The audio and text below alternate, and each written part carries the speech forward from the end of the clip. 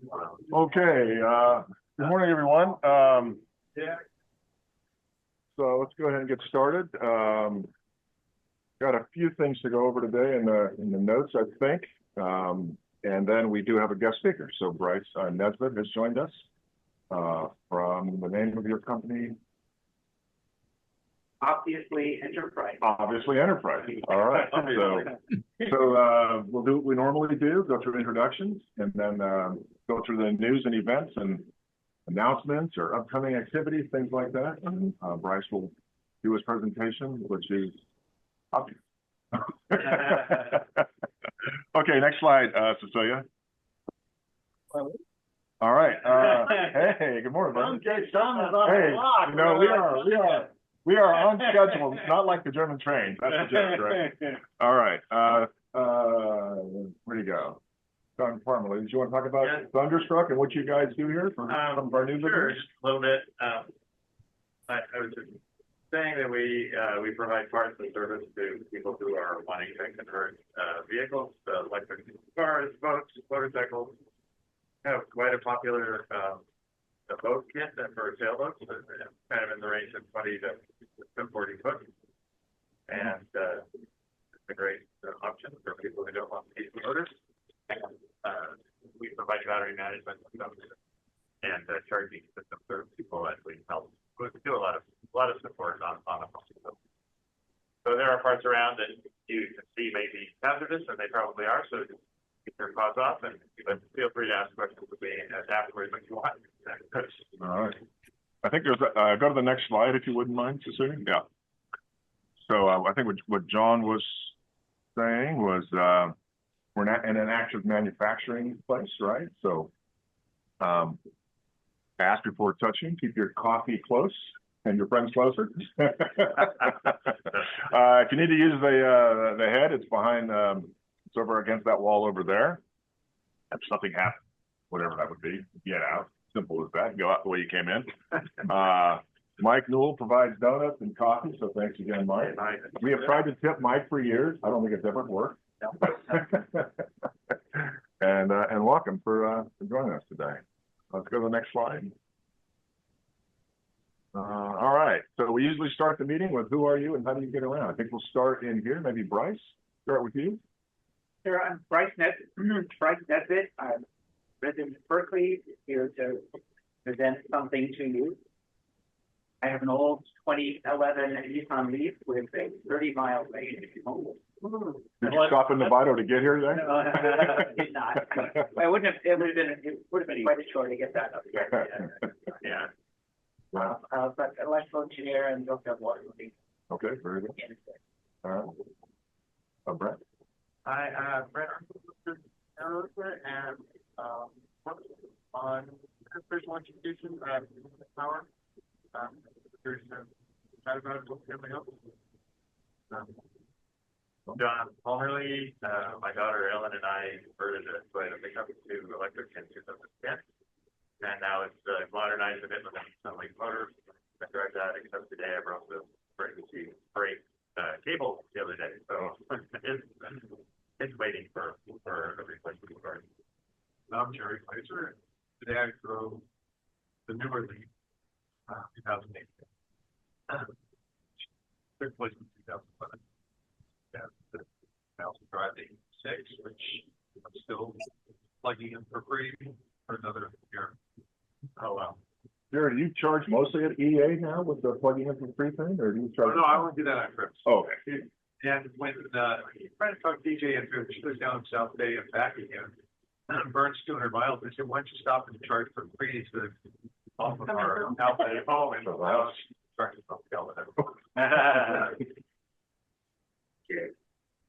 And I'm Steve Beard from Mount Falls and drive a 2015 Leaf and still get 85 miles on a warm day. Great. Wow. And share the 2021 Leaf with my daughter when I want to go further than that.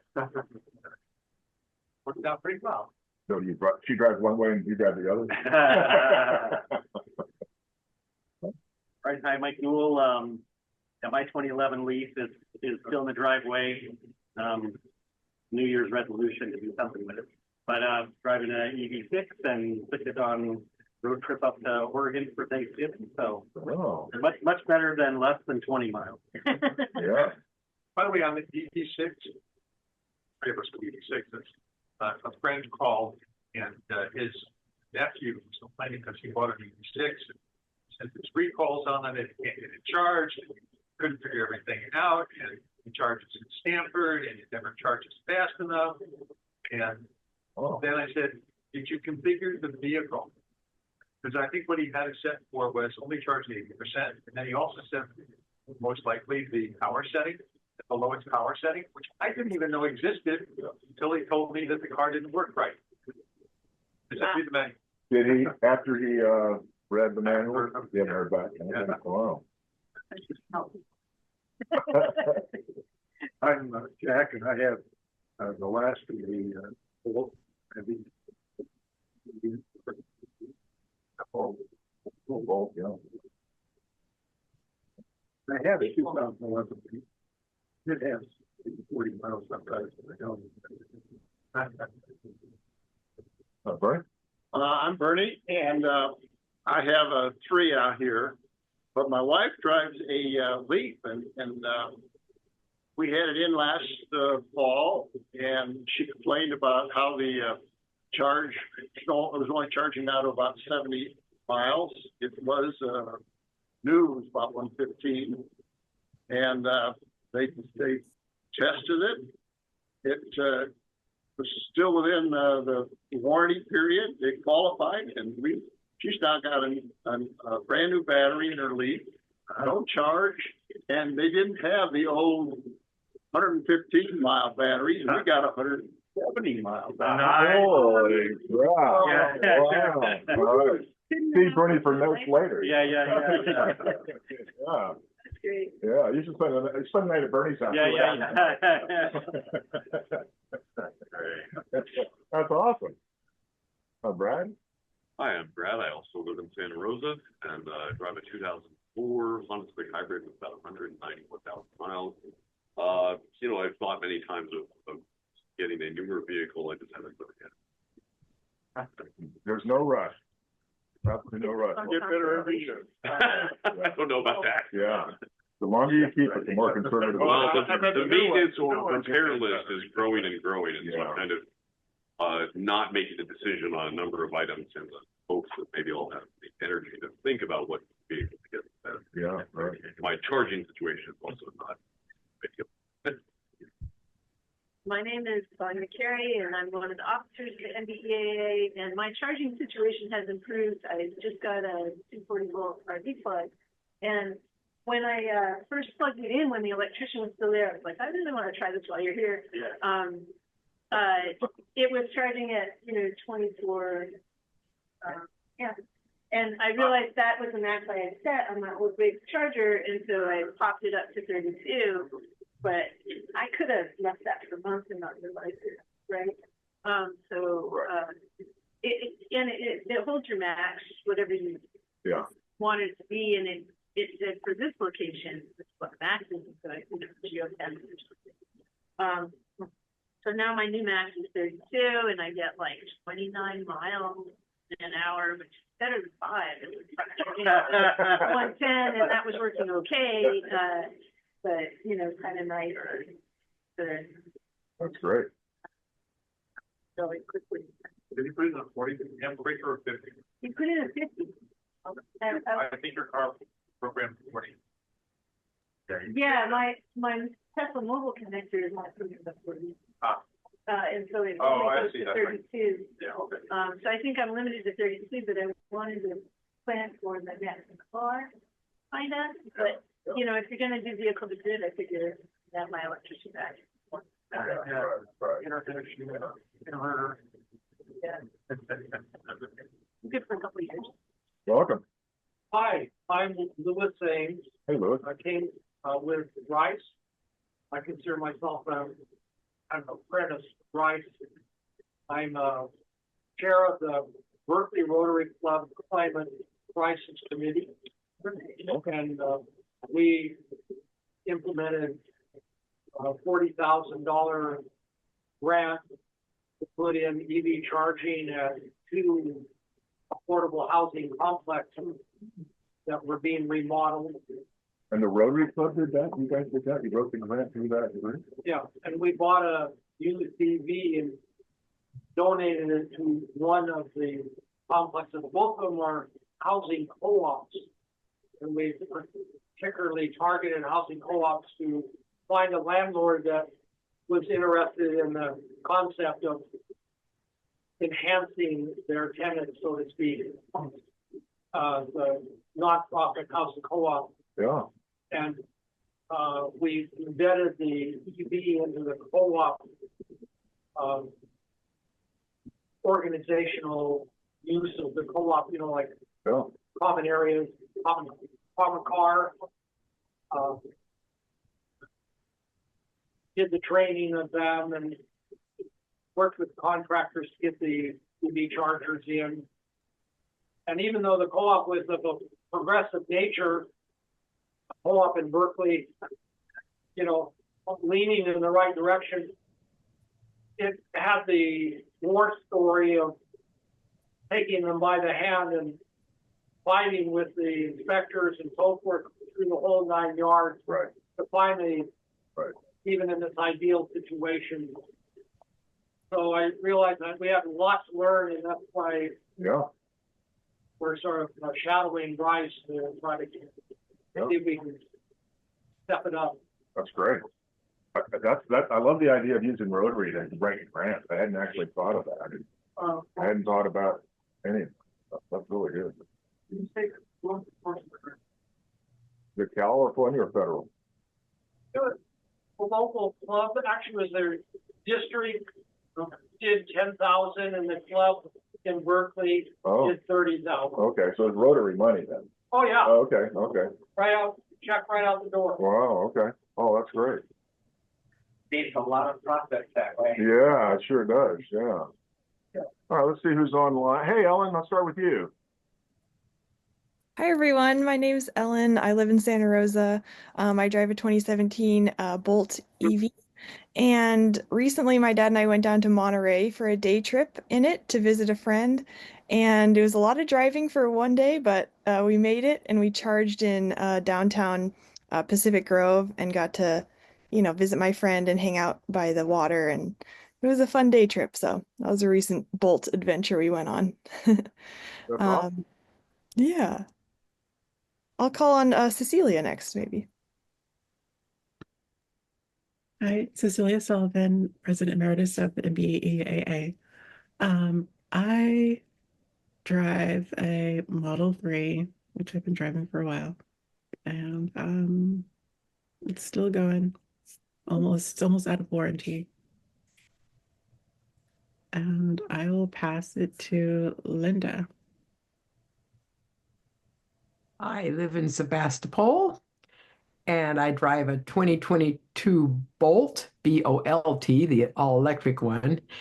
And must confess, I'm not much of a driver. I'm realizing they have that every 7,000 or so miles, you're supposed to take it into the shop and have the wheels rotated, and they check stuff on it, do the safety checks. I only do that once a year. I realize I don't drive very much, so maybe the EV is an ideal car for me. Though this coming up year, there is a convention I want to go to in San Jose, and I've done it before, but it's not worthwhile to take public transportation. It takes about 5 hours to get to San Jose, so I'm going to try to drive it, which is a 2-hour drive. I looked at the range on my car, and it looks like I can go to and from without even charging. So that's a really cool thing. And I'll just say another remark. I noticed the talk today I saw on people in multi-unit apartments and condo buildings. I am lucky. The condominium I live in has separate garages. So I only charge at the 110, but still the charging on mine can be done at home. So some people luck out in their multi-unit buildings. Great, thank you, Linda. Am I supposed to pass it to somebody? I'll pass it to Russ Wigglesworth. I love his name. Hi, I'm Russ. I'm in Petaluma and I drive a 2015 Soul EV that gets 90 miles on a good day. I don't have anything else to say. That's it. Gary, how about you? Hi, I'm Gary. I drive a 2018 Model 3 and for a few years used it for like a 35-mile a day commute, and at this point mostly use it for the occasional road trip. And yeah, I'm based in San Mateo, and I just charge at home. Like trickle charge gets me enough for commute or trips, so works out pretty well. Very good. Caleb, how about you? You're San Diego still, right? Yeah, I live in Orange County, down in Aliso Viejo. I ride a bike. We went down to one car since my wife works from home and I'm not working, so it makes it easy for us to just we have one minivan for our kids and dog and everything. But I'll be in the market for a new car probably in the spring, so we'll see. All right, very good. How about you, David? Hi, I'm driving my wife's 2007 Saturn Vue Hybrid. My electric Avane is still up on jacks, but I got this. This is a coilover for the back of the Avane, and all I need to do is brand new kind of thing. I got to figure out how to put it back on there, which should be interesting, but I think the electronics are pretty much working on the Avane. So hope to be driving that soon. There was a meeting, ambassador meeting with Aptera here last week. I don't know how many people were able to follow that, but it looks like they're going to have the production ready vehicle at CES in Las Vegas in January. And that's going to be, like they say, charged by the sun, which is something ought to be really great. My particular car that I'm an investor in, also I have an order in for it, but it doesn't look like I'm going to see it until 2026. And from the meeting, I wasn't sure if they were going to have some customer vehicles sold next year or not, but the CES thing should be pretty significant. There's a lot of people that go to those, and what they're looking for, what they need to get into production is probably another $60 million, which is they've gone back to crowdfunding, and I'm not sure how they're going to get that, but if they can pull this off, I think that is going to be a big shift in the audio industry with solar charging and lightweight vehicles and long range with small battery packs and so on. So if you haven't followed Aptera, I'd suggest you might take a look at them.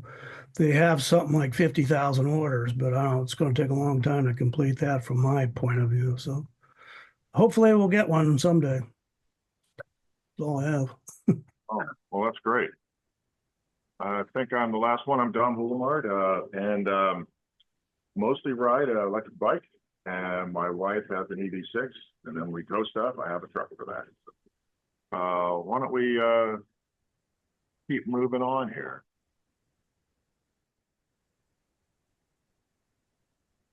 All right. So just so everybody's, situationally aware, we are a chapter of the Electric Vehicle Association that operates as a nonprofit, for the $6,000 we manage. All of that. It's a nonprofit. And our mission is to educate and advocate for the rapid adoption of electric vehicles. That's kind of what we're here for.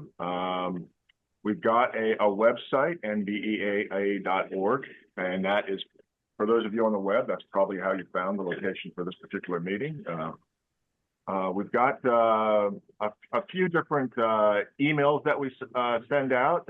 One is through the NBEAA Club. That's what Jerry sends out, sort of a week ahead, a day before meeting emails, and then a follow-up email a few days after the meetings.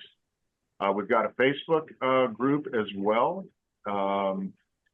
And if you're into Facebook, that's how you get to us, facebook.com groups NBEAA. And here we are in December. We still need a VP. So anybody who wants to volunteer to be a VP, no armed person required. Didn't work on Mr. Parmalee last year, so but public humiliation and shaming still may work. We're not sure.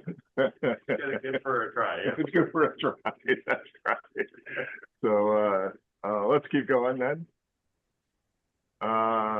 So all of our meetings are recorded, and you can always access them on YouTube. On YouTube at NBEAA.com or NBEAA.org is where you get a PDF of all of our slide presentations. Bryce, I took the liberty of putting your presentation into the package. If you want me to take it down, I can, but it'll be sent out in Jerry's email distribution in a couple of days. The entire group can chat or gets an email, as I mentioned, from Jerry at NBEAA Club, and that's the 3 or 4 emails a month. There's a great discussion group, nbea.discuss@googlegroups.com. And it's really an opportunity just to have an open chat on anything that's on your mind. There's been some good discussions lately on some of the impacts of climate change. It's been a really, I think, pretty positive discussion so far on what's happening. And then if you want to submit a news article or a news item to be discussed here at the club meetings, just send it to news@nbea.org, and we'll put a slide together if we, if we have time or fix that month or whatever what we're doing. But we'll put a slide together and get that topic discussed. And let me point one thing out about NBEA discuss. You don't have to belong to the club in order to be part of the discuss. I've pointed people to discuss. He said, "Hey, I've got a Tesla and I don't like Elon Musk anymore, and I want to get a new car. What car should I get?" That describes me. Yeah, okay. So I sent him an NBEA discussion. I said you can ask the question of what cars people like and what their opinions are on them and things like that. And responses. Yeah, that's perfect. And I'll chime in that if you don't know where to look for news for things to discuss in this meeting, we do have a news feed on the front page of the NBEAA.org website. As usual, you have to speak much louder. I caught it though. Great reminder. Our site is dynamic. Yeah, it's good. Okay, let's go to the next one then.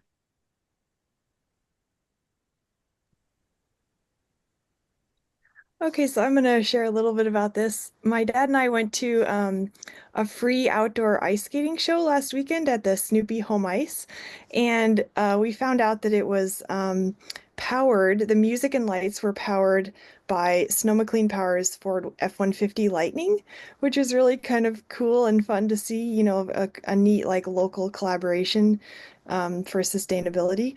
So I just wanted to share a little bit about that with you all. They actually put on 6 skating shows from December 6th through the 8th, so 2 per day. It was I thought it was pretty impressive. It was like a half-hour show and great for, kids, families, all ages. It was outdoors right in front, in between kind of the skating rink and the main street there. It was kind of right in front there. And we talked to Jeff Cyphers, actually, the CEO of SCP, and he told us that one show used about 40 miles of the truck's 320-mile range, which was kind of cool to learn. And they were using the 120-volt outlets on the truck. And I believe he said they were taking up to about 6 kilowatts at a time. And we even got to see, if you see in the bottom of the slide there, the bottom middle, that's a little mini kid-sized electric Zamboni that they showed at the beginning of the outdoor show, which is really cute. It's electric. It's kind of fun. And of course, Snoopy came out and he was skating too. If you see in the bottom right there, there's a picture of Snoopy. So anyway, just wanted to share with you all. I thought that was a really neat, a local collaboration that was exciting to see for, sustainability and electric vehicles. So yeah, just wanted to share that with you. Question for Grant. Do you know if they did what the vehicle, the grid hit with that 150? But we had a presentation from the PG&E, and the only vehicle which I believe they had, huh? There were PG&E has two on the. Oh, no, yeah, but it's always the F-150, right? Right. Yeah. Yeah, you need an inverter kit for that. Yeah. No, we don't, we have pretty sizable batteries on site that work for solar. Yeah. In some ways, like. I thought you guys might have done it just as a demo, you know. So Brent, I'll also point out too that they do have an electric Zamboni on the ice inside too. That's what we have. They replaced it recently, which is great because like otherwise I think it was running propane, but you know, like inside it's not great. Yeah. So Brent, your SCP is gonna have to up their game. I mean, for the National Drive Electric Week, all we get is a popcorn maker and you're doing this. I think That ice skating rink would have been nice in that 102 degree weather. I think it's 100 degrees outside. Right. That's awesome. Thank you, Ellen. What's the next one? Oh, so I pulled together some Q3 and just the October 2024 EV sales trends. I think we're all a little curious to see if Tesla's sliding downward a little bit, or, you know, generally it seems like there's a breadth of EV availability, which, you know, we have talked about being really healthy. And then also just kind of 2024 versus 2023. It seems like 2024 is holding its own. Tesla does take the top 3 positions in Q3 with the Y first, the 3, and then the Cybertruck. The Mach-E is in 4th place, and what was kind of interesting in the Clean Technica article was that the Honda Prologue is taking 5th place over Q3, and it is a rebadged Chevy Equinox. We had it at the National Drive Electric Week, and we also had the Equinox right there to compare to, and I sat in both, and the buttons do have a different type of chrome on them. And there's a couple things about like Honda that maybe people would notice, like maybe the way you slide the windows up and down or something. But that's about it. And so that really does show the power of brand loyalty and why each of the popular brands really needs a good EV entrant, you know, like Toyota needs a good EV entrant, that sort of thing. And then just if you look at October, I think you can kind of see a little shift that might be more significant, where the Ioniq 5 is in 3rd position. It seems very strong. The Equinox is in 4th, and the Prologue went downwards 6th. So it could have been that the Q3 data was a little bit about the bolus for Prologue going out. I can't remember the exact number, but PG&E and its Innovation Day this year, their CEO was talking about sales of cars in Silicon Valley, where EVs have gone past sales of fuel cars. In Silicon Valley. That's interesting because there was another article that I didn't have the time to create a slide for, but in California we're at about 22%. And so I had always assumed that Sonoma County would be a little higher than average, but San Mateo and Santa Clara counties are the highest. And so if they're at 50%, that's pretty significant. Yeah. I'm just curious if you guys have a source for EV sales data from a governmental agency, whether the state of California or Fed, because I know, I mean, these Driveelectric.gov. Okay, is that the state of California? Oh no, that's federal. Okay. That's federal. Driveelectric.gov. And then it is hard to tease this data out, and so sometimes we rely on some of these media outlets to kind of pull on the data that, like for instance, where you've got a Ford F-150 that has multiple fuel types. They don't always split out the data or announce the data, so you are at the mercy of the manufacturer to understand things. And so sometimes we have better data when a uniquely badged car name. Also, the California Energy Commission has a dashboard where they have sales data that they collect. It's published sales data quarterly, and then the registration data annually, usually about. Is it broken down by north-south or something? Supercharger County, by my jurisdiction, they have, categories for like EVs, 200 plus mile range and under 200 mile range. DHEV. I also think, I also love that for a long time with that. Like it, I like fun with a little bit better, and it also works with Apple CarPlay, where it's everyone does. Oh, okay, so the software's different in general. Yeah, it's also front wheel drive, which is interesting, and the Equinox is very, Yeah, I think it's a rebadge. It's a rebadge Chevy Blazer. Rebadge, right? Yeah, it must be. That's what I was curious about. It's quite a bit more expensive. It is, so it's a Blazer rebadge. The Equinox is on a Malibu platform, as I understand it, and so it's kind of more basic.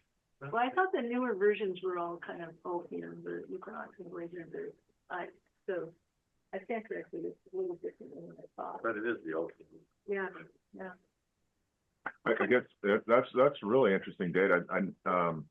It's funny that none of the trucks have made it on the list at all, except for the Jeep Wrangler. This is the top 10, it looks like, right, for the year.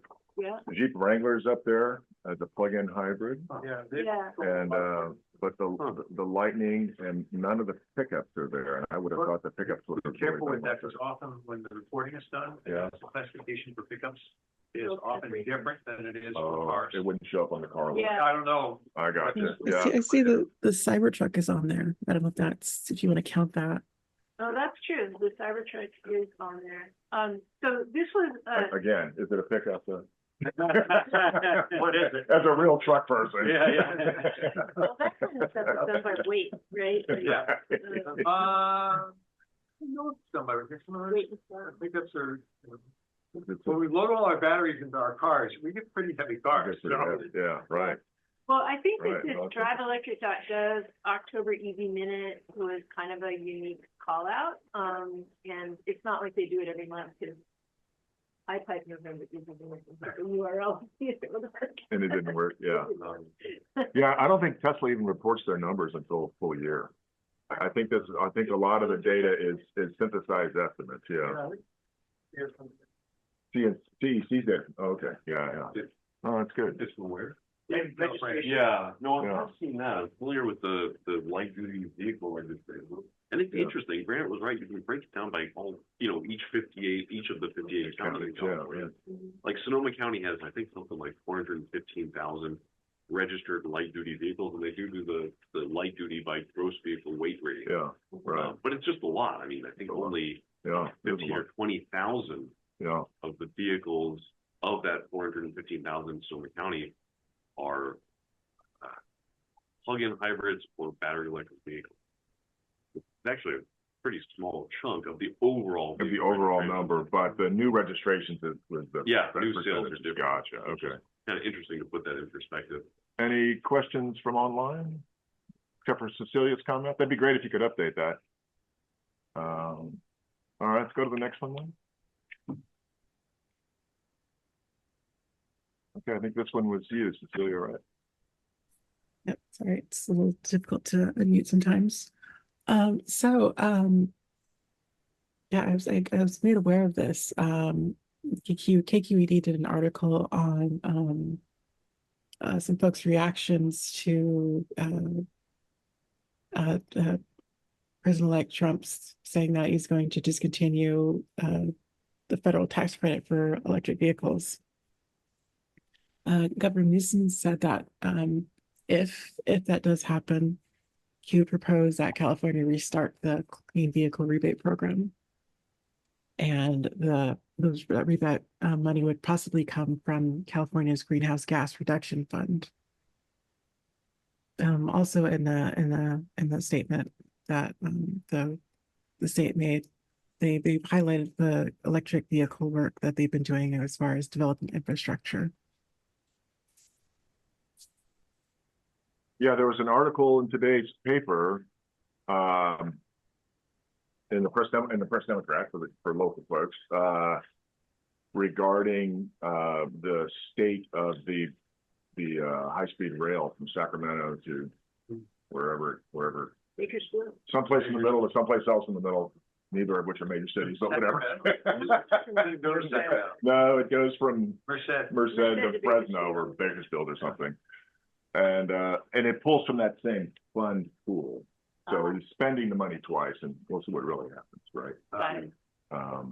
But One might preclude the other. one may preclude the, yeah, he'll have a political problem on his hands. Yeah, no but matter the reason that the way most of this is done, you know, on the advisory group for MPC and also in the county for public transit. And the way most of this works is it's the leverage that you get, so there's state money, and then the larger chunk for almost every one of these infrastructure projects comes from the federal government. Right. And, you know, Trump has already said, oh, we're going to fund the red states. So he may be looking at it saying, okay, having the money to pair with the federal government doesn't make any sense because we're not going to get it. Yeah, right. But I mean, the Inflation Reduction Act is primarily targeted at red states. It's kind of if you read underneath the lines, most of the investment are in the red states. So That's right. Yeah. we'll see what happens. Yeah. We'll see But what happens. how much of the money is going to be shut off? Yeah, right. Yeah, it's an important thing. Boy. Except to survive the Inflation Reduction Act. I thought that it was open to all states, but it is. Oh, okay. It is. But the way that Biden structured it, he wanted to keep it going forever. The way the federal government keeps things going forever is they feed money into places. It's really simple. It's all about jobs. Like South Carolina manufacturing, facilities for EV, things like that. Exactly. That's why we don't get our tax dollars back. We don't get them back. They actually go to Kentucky, they go to Georgia, they go to. Right. Oh, okay, because of that is that what you mean? The way our federal money comes back to us is we get about 2/3 of it back from our taxes. Whereas if we go to Kentucky, they get 150% of their taxes back. Right. And Mississippi gets more taxes than they put in. Yeah. They get our taxes. Right.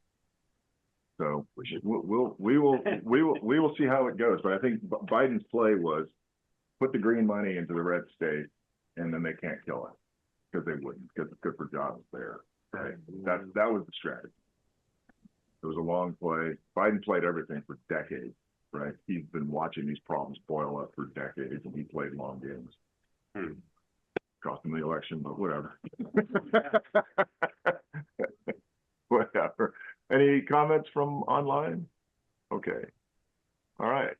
I put this slide together and I'm open to feedback because this was kind of like just observation that supercharger rates were going down. So I don't know, in California, I've noticed they're like 52, 54 cents per kilowatt. And they're starting to appear at like 45 cents. And I forgot to set a destination to the supercharger and check the pricing. This data is not like, you know, really available until you navigate to one and see the pricing. You can't see it on the app? No. I'll have to check out the Tesla chargers at the Lucky. They haven't opened them yet, but it sounds like if I buy some sort of dongle from Chevrolet, I'll be able to plug into one. So that'll be interesting when that comes back up. Let's drive the car so little. I don't know if I need it. Yeah, it'd be nice to track when we go live. We're doing a lot of things. Well, and lucky you don't have to wait for the Tesla because there are 2 other fast chargers there. 50 kilowatt. There's an easy go that the Lucky. When those Teslas go live. Yeah, so there's a couple comments. You may have not have heard them online. One is there's an EV Go at Lucky, those in Sebastopol, and we don't know when the Teslas are going live at this point. No, they were working on them yesterday. No. Yeah, they were working on them yesterday still. But the other thing is, it's not just the dongle. The issue, because the 3 of us are waiting for it for Kias, because supposedly Kia will supply us an adapter. But the real problem. Redo mine in the car? Because we need a different adapter than for the Tesla fast charger. But it also has to do with money and how I hate to use the same word, charging is done. Because Tesla drivers drive up, they plug in, and they don't have to do too much about how much they get charged. So there's no financial agreement for the other companies and how they do the handshake. Oh, okay. I'm surprised there were so many. I have seen a number of Teslas. Sebastopol is an early adapter of hybrids. You saw tons of, almost every other person seemed to have owned a Prius. And then you see many electrics. But for the number of chargers and the number of Teslas I've seen, it's still the chargers and the number of Teslas I've seen about are equal. For the tourists. Yeah, I would say this is for the tourists for the coast. For the tourists. This is the edge of the coast. You last chargers before you go up the coast. Oh, okay. I wasn't thinking of the foreigners because I just live in Sebastopol. I don't pay attention to the tourists. There's going to be a similar one under construction in Ducati. Oh. Oh, okay. Start tracking the Ducati downtown as well. And the placement is not exactly like hop off the freeway. It's more downtown Ducati usually. Right. And so, in addition to tourists, I think, like, say, for instance, in Ducati, you could live in your own car, you could live in an apartment. Right. And Katati has a lot of nice restaurants, though, so people do go visit Katati who don't live there. The challenge was, do you think Sebastopol doesn't have nice restaurants? I don't know if you hear that.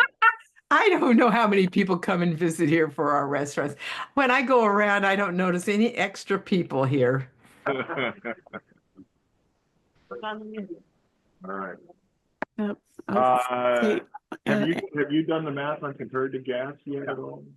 Well, I think I have done rough numbers on comparison to gas, and I think like a Prius is really equivalent these days. You know, a 50 miles per gallon car is pretty equivalent to supercharger rates, not your home range, right? Right. But you know, if you have a 30 mile per gallon car or something like that, you're still saving money by buying an EV. But you know, I think Henry on the discussion board a few months ago had posted, like, you know, are we all going to have our PG&E rates raised so much that we'd rather go to a DC fast charger of any kind and like just watch for the pricing and pick a good day to charge at a DC fast charger?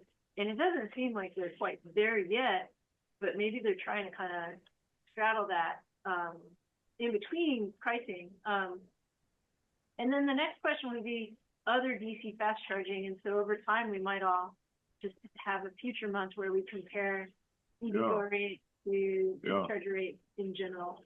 Yeah. When one of the trades I made when I went to the eclipse of should I charge or should I bring the trailer, as I looked, and it wasn't a factor, but when I looked at going through the southern route on Highway 10 through Abilene, so as soon as you enter East Texas or West Texas and you head towards Dallas, in the middle of the oil fields, Tesla and EA rates were 68 cents a kilowatt hour. when energy is nothing down there. And they're like, you're not bringing those electric cars down here. We're going to charge you 68 cents a kilowatt hour to drive in. Like, oh my Lord.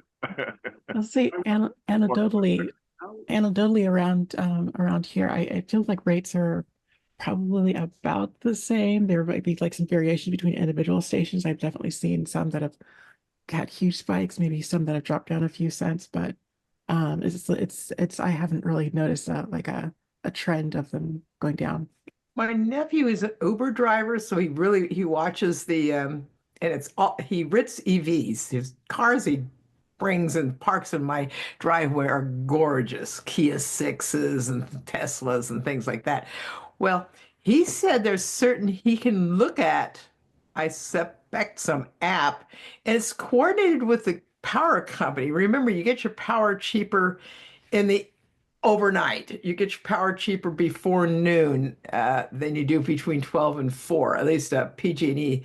And also, I can't notice the difference in my power bill because my power bill it has gone up enormously, but so has everybody else's. So unless I actually go kilowatt to kilowatt, I mean, this power bill is ridiculous. When I started here, my power bill was about $80. I don't get any gas. It's pure electricity. Now it's $400. So And in the winter, I always use more because I'm heating and I'm lighting the house all day long. But it's hard to compare your electric rates and price these things out as a home user. Electrify America is 56 cents per kilowatt hour as of Thursday. Yeah. And then there's a member, which is like $7 a month. I'm a member and it's free, so. Well, because you have the special card. Yeah. One more year. Too, the rule of thumb, what you can do is just take out 45 cents per kilowatt hour and just multiply it by 10 to get a rough guess. Yeah, right. Yeah, Okay. Of course, it always depends on which cars you're comparing, you know. yeah, right. I just want to put a plug in for the concept of energy efficiency. You know, we're talking about dollars here, but the average, you know, vehicles waste 3/4 of their energy to heat, and gas vehicles. So just keep in mind that when you're driving an electric, you're using about 90% of it, and it's a good thing to keep in mind when we're thinking about cost in the future. We may actually be looking at energy equivalent as opposed to cost, because energy is going to be more important as a kind of a trade method. You know, the energy will have value. John, and I have a blog that only has a few entries so far. And one of the articles I wrote was about converting everything to electric and showing that the reduction in energy that we consume as a household was a 62% reduction in energy. It was a threefold increase in electricity. Yeah, right. But a 62% reduction in energy. Yeah, great. Right. That's interesting. Yeah. You know, I live where I drive by those all the time. Yeah. And there are those 2 EV chargers. Yeah. They're hardly ever used. I never see anybody. Yeah. And I'm thinking, that many of them? Because your home charging rate is always lower, right? Yeah. And people in Fast will have access to it. Not at 45 cents. Yeah, I'll just, one more self-serving plug too. So, one of the programs that we're piloting right now is to be able to connect your vehicle or your charger to, a app called NBEAA.energy, and it'll help you it'll take in your billing rate and then help you charge the greenest and cheapest time. You get $100 for signing up, and you get $5, 5 to 10, depending on the time your performance to charge for the day as well, per month. And so we just added a few more chargers to that. We added the Tesla charger and Victoria and Charge Point Wallbox at all. Local chargers. If you don't have an eligible vehicle. I have to tell you, talking to Jeff, I changed my charging strategy so that I do it during green time. I'm pissing the hell out of my wife. I can't stand the fact the car's not charged by First thing in the morning. Yeah, you change your ready by the time. All right. Like it. Can we go to the next one then? I was charged. Oh. Okay, so if you're paying attention, let's see. So the first one was that the EPA has awarded $144 million to California to eliminate diesel trucks. I think it's a kind of a drop in the bucket, honestly, but it's a way to get diesel trucks off the road. If you ever drive through Southern California, and since I have a kid in Texas, I go Highway 40 a lot. And on a Friday afternoon, Highway 40, you can walk on the tops of the trucks from LA to Arizona. There's that many trucks coming out of Long Beach. And California is doing its level best to try to get all that cargo back on trains, which is where it belongs, not on the roads. But Don, you may want to go fast. I don't know how many you have left, but you have 2 minutes. Yeah, I think it's the last one. Okay. So these big heavy trucks contribute about 25% of transportation emissions, which was much more than I thought. But the funding is set aside for schools, cities, and Caltrans. It's phase out basically the municipally owned big rigs and things like that. It'll pay for about 180 of them, so you can do the math. It looks like they're whatever that ratio is.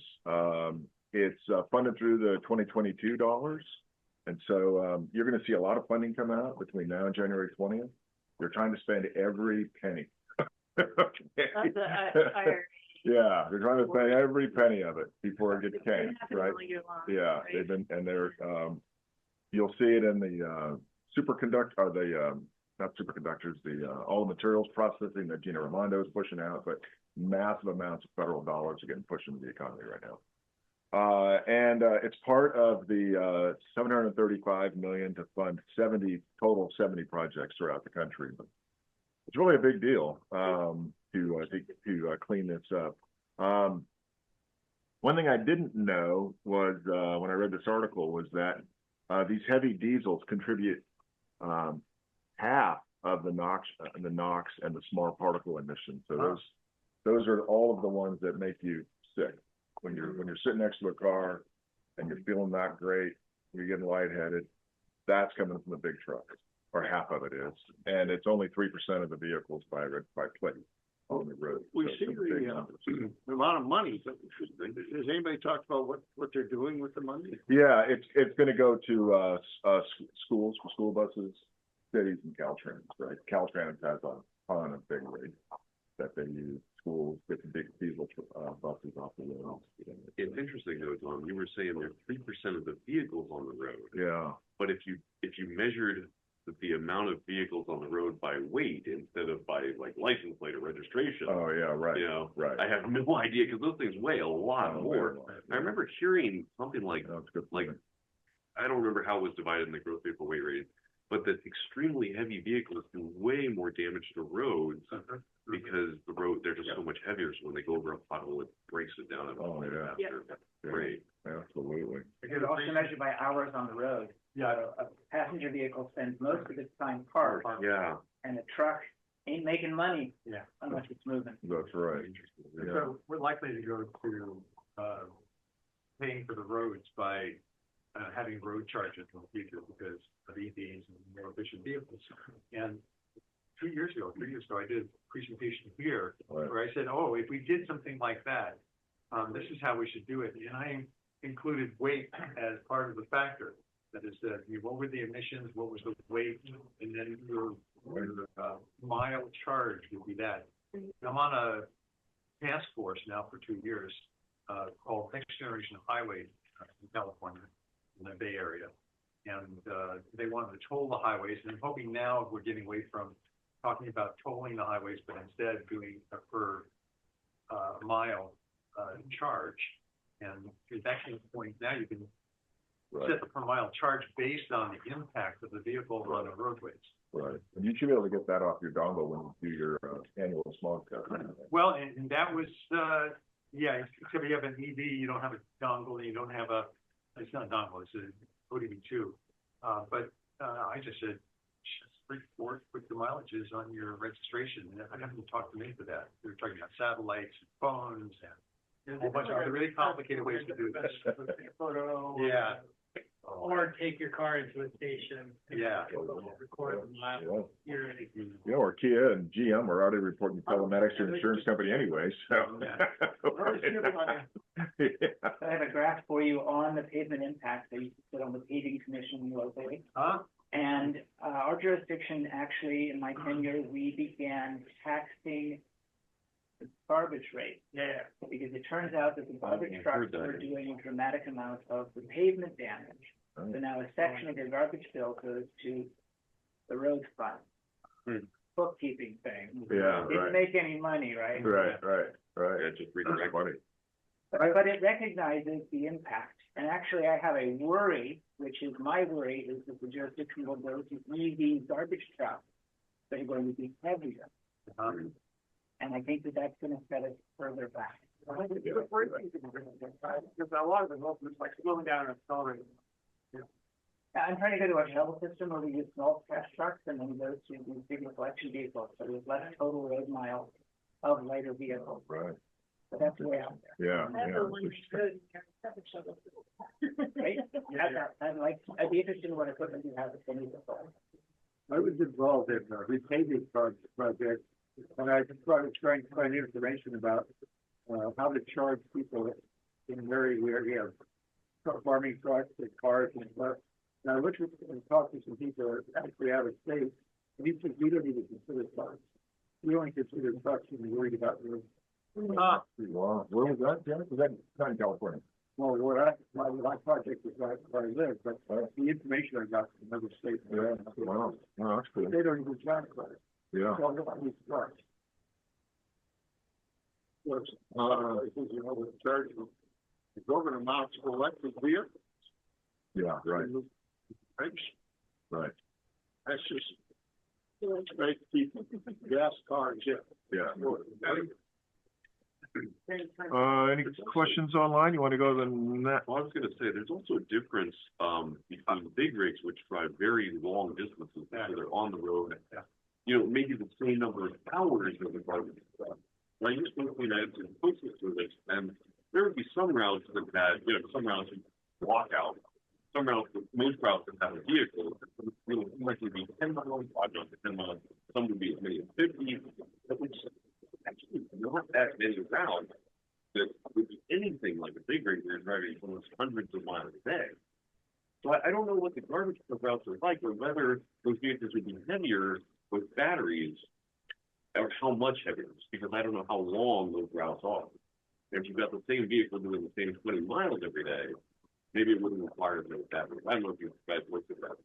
Yeah, those trucks do run all day and on 2 shifts. They have people go there one time, there's not a lot of energy recharge. That's going to mean a heavier battery. There is a different state program you can report on about super users. It turns out that certain vehicles and certain people use dramatically more miles. And there was a notion of trying to focus on those people with the greatest greenhouse impact, as opposed to grandma who actually just drives down twice a week, you know, once a week on Sunday. Yeah, right. There was a question from the chat, and that is, what are they replacing the big rigs with? And I think, David, the one that I know for sure is the Tesla truck, and then there's the Nikola as well. Those are the two, and then there's the GM Bright, whatever it's called. That's not really it's not a heavy, but what is it called? Bright Source? Bright Drop, yeah. And I did see a YouTube of using a Bright Drop as an RV, yeah, which I thought that was pretty cool. It wasn't a very good RV. But that was kind of where they were going, with using batteries for the big rigs. Okay, is the 144 million directly to the 480 zero emission vehicles? That figures out to about 300,000 a vehicle. Is that? Yeah, and I think it's a grant, so it's tied to local money, is my guess. Different ideas. California, the H-trip, was 150, and then it moved up to 250. Is that a matching vehicle? Yeah, so but Jerry's saying, say that louder, Jerry. That's I think it's called H-trip. I've forgotten. I'm out of it now. Is that right, Caleb? It was HVIP? Yeah. Yeah, the heavy vehicle incentive program. Yeah. And that was 150, and I think they bumped that to 250 at some point. And did you say that was a matching amount? It wasn't necessarily a matching amount. In some cases, one guy I know who did school buses took that and other funds from other places, and John's goal always was to get a free school bus, a free EV school bus. Yeah. That's pretty good. Okay, let's go to the next one. I think that was the last one. All right, perfect. Right? If you could stand closer to the microphone is hearish. If you could stand over here. I can aim the camera at you. Camera this way. Yeah. Yeah, and before we do that, I want to see if people are feeling too cold for comfort, and if so, I can turn on the heater. It means a little more noise. Want to do it like that? Or you want to move it over there? All right, let's noise. Yeah. Well, Bryce needs to keep them nice and hot. There we go. I'll keep going here. I can figure it out. One, whatever this means.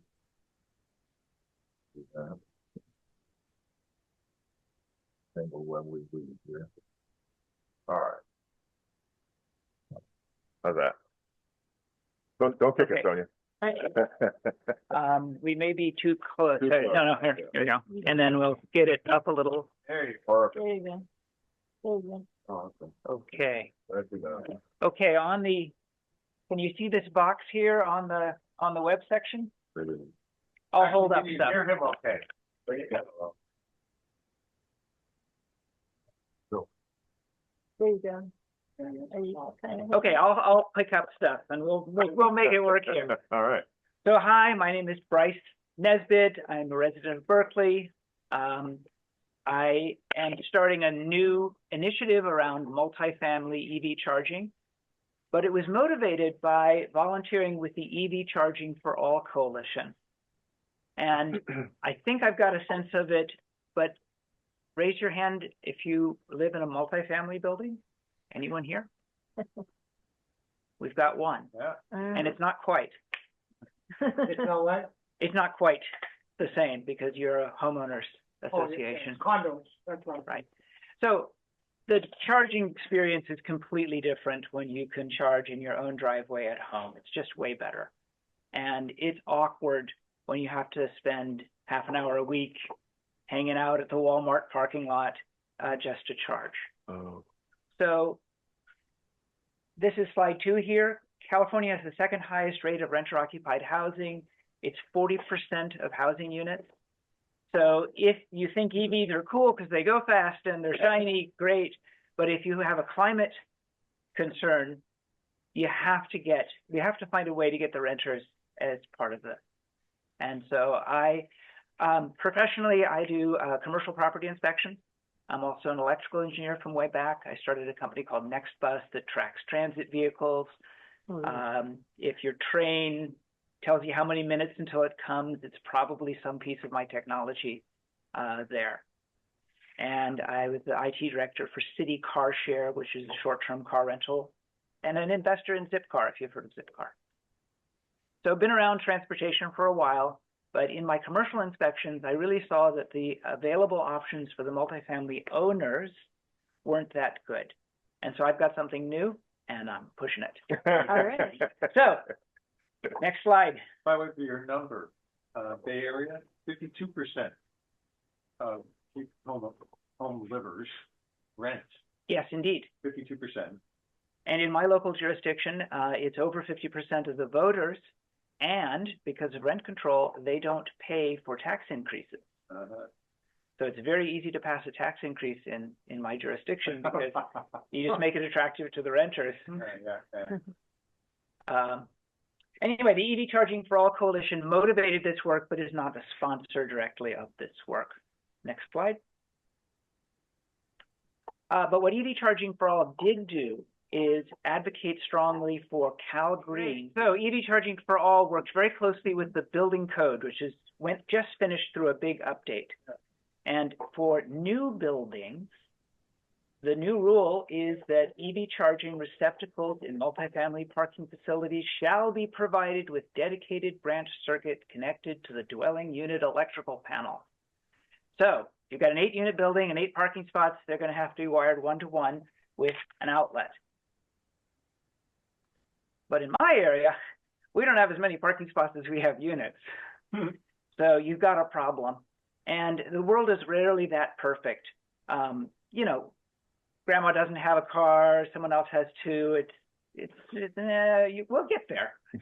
Anyway, that's where the building code is gone, but that's only for new units. And we have a tremendous number, hundreds of millions of units of existing.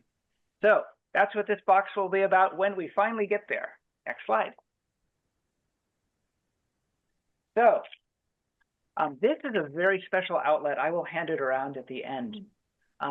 This is what the new building code is pushing towards. It's called low power level 2. And that is on the top, it's a regular 120 volt outlet. On the bottom, it's a 240 volt outlet. Nice. Really? So it's a NEMA 620 down there. And I'm going to physically show you that these are so rare. You will not have seen one of these. No one has seen one of these before. You can touch it. Here, I'll send it around. How the frick do you wire the thing in the back? It's actually just 2 hots and a neutral, and then Okay. Yeah.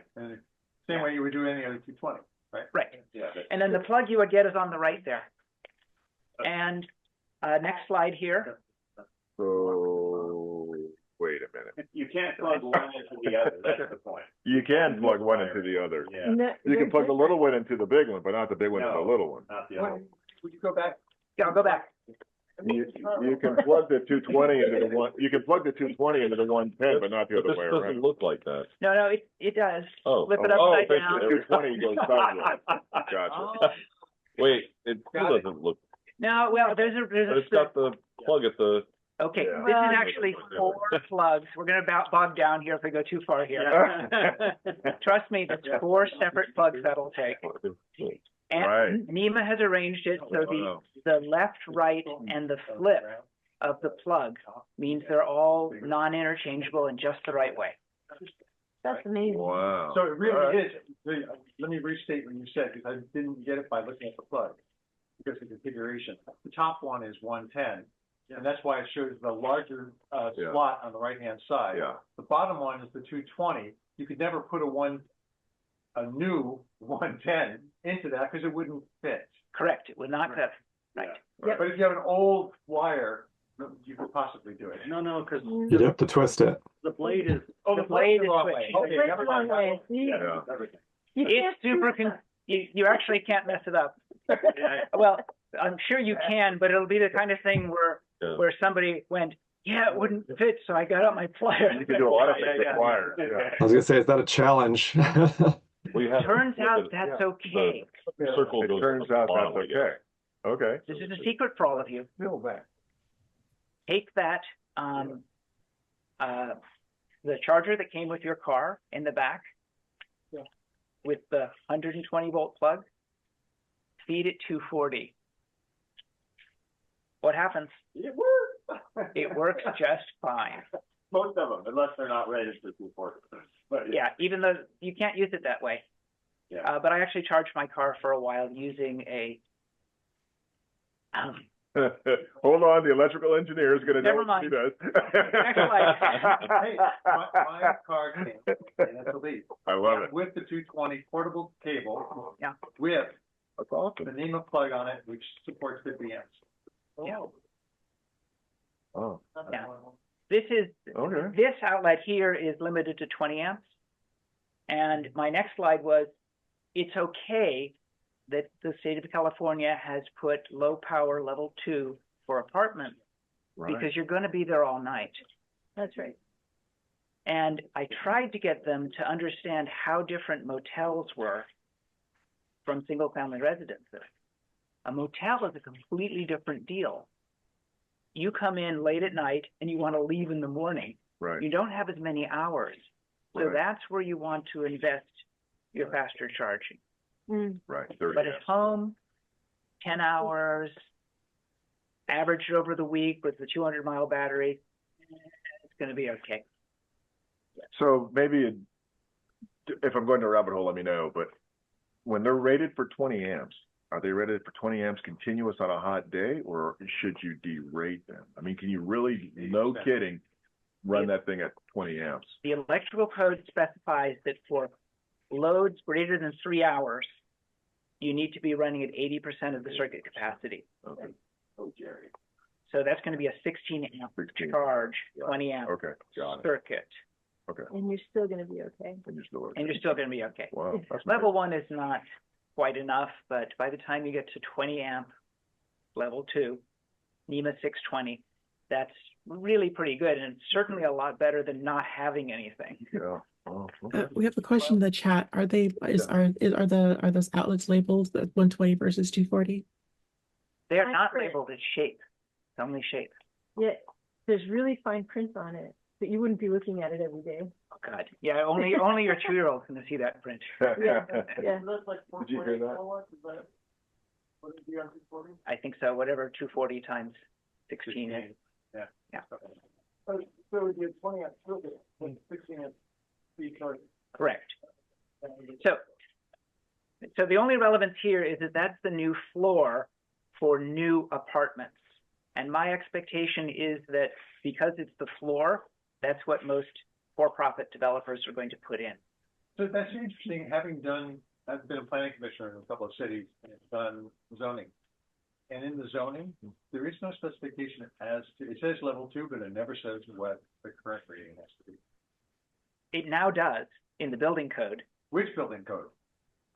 Specifically, we have 5 building codes in California. All 5 of them now cover this topic, but Cal Green is the one you're thinking about. Right.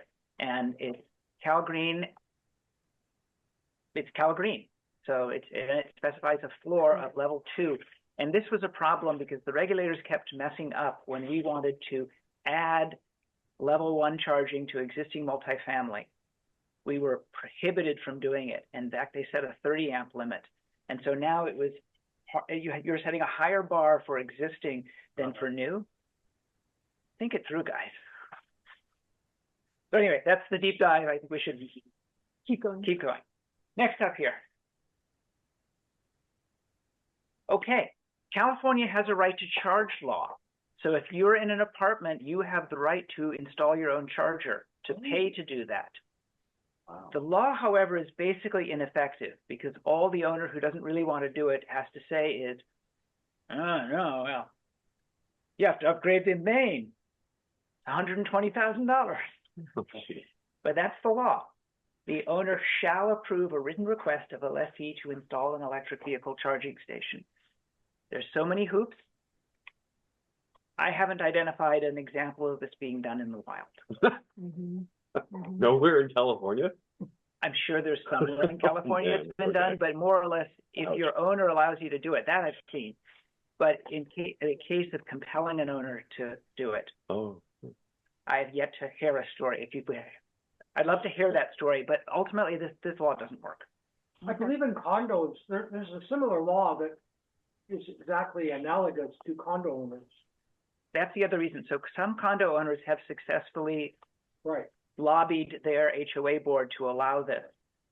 But apartment renters, they don't go through that much work because they don't own it. And who wants to put in $100,000 or even $5,000 that benefits the owner of the building? This law doesn't work. It's on the book, but it is not the path forward. I feel. Not the easiest path forward. Because it doesn't specify who pays for what? Oh, it specifies that the tenant pays for everything. Oh, okay. Yeah, that's going to be unlikely. And there's an insurance requirement of $1 million and on. You have to indemnify the owner and it just, no. The biggest barrier to getting EV charging in multifamily is in fact the owners. That's the constraint. Right now, there's tons of money. Next slide, because we'll get there. Okay, a traditional solution for multifamily is that you put a charge point station in the corner of the lot. Pay-per-use level 2 charging hooked to the common meter. That's been done a lot. It's great, but certainly better than nothing, but it's got some downsides. One downside for the owner is you lose a parking spot. So you had 10 spots before, and now one of them has to be EV charging, and people have to play musical cars all night in order to charge. It works great for the first EV because it's kind of their spot. The moment you have 2 EVs, you're starting to do resource sharing. The next slide. Home charging flow chart, you plug in. That's it. Charging station flow chart. If the chargers are full, park elsewhere, charge, perhaps at peak rates, move your car to avoid idle fees, pay by credit card, including markup. It's just not the same experience. Next slide. We call it musical car. Next slide. So that's that direct wire approach from the state of California new building regulations, and that's okay if things are really that rigid. Connect your tenant meter to your reserved parking spot, put it in a charger. Great, fine. If you want to do that, go for it. And that makes their going because it's on their. It's on their meter. Yeah. Direct to the power company. We have a representative here. You get to charge at your home rate. If you have a CARE discount or a FARA discount, you get to use that. You get to use baseline rates. You can participate in vehicle to grid. It's got a lot of good advantages. Just kind of inflexible, and it requires building out a tremendous amount of infrastructure. So if you've got a 10-unit building, you have to build out all 10 units before anyone can charge. And there's just not that much enthusiasm among owners to do that yet. Next slide. Especially since the standards say that you only have to do 40% of the parking spots. Which 40? The ground floor units or the upper floor units? Every other one? Oh, Yeah, it just Because- doesn't really work. because the parking spots are assigned to the units, Yes, And sometimes the and architecture. you don't know doesn't which. work. architecture. Well, and then pulling all those wires to all those meters, Yeah. right? I mean, it's it's kind of It's a mess. it's not a real simple, I mean, solution. sometimes you've got these nicely stacked townhouses, one Right. after the other, Right. and the lot- meters are all next to each other. Yeah, and it's and you easy. just pull the wire downwards, but most of the time it's not like Get that. a big switch and you can tell which department you're in and that'll be your fee, Right. Well, oddly enough, we're about to get to that point. Yeah, Okay. yeah. Next slide. Oh, no. The junction box approach. Okay. And we have right here, which I'll hold up for the camera. I don't know if Yeah. it's pointed right. Yeah, you're good. But this is a junction box for EV charging at multifamily. That's exactly what that is. And these end up going to the cluster meter boxes, and I can explain how that's done. And these go to the parking spots. And when parking spot A is going to 1, 2, 3, 4, unit 4, you plug in and poof. Unit 4 goes to parking spot A. So you can now do with this particular one, 2, 4, 6, so this would be a 6-unit apartment building with one charger. That's fine. As soon as the second EV comes along, you add a second charger. So it's modular. That's the core of the idea. Right. And Lewis was there when we installed the first one in Berkeley, California. And there are some challenges, including building code challenges, but it works. And that box that's set up for 20 amp, isn't it? This is a 32 amp, actually. Oh, is it really? What gauge wire is that? This is not, well, okay. These are 32 amp connectors. Okay, fine. This is number 10 wire. Okay, fine. So you're right, this is 30 amp, meaning 24 amp charger. This is a 32 amp connector.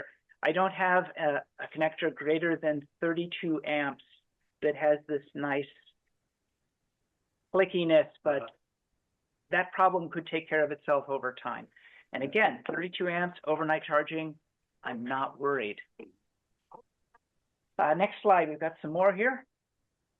So advantages of direct meter for owners.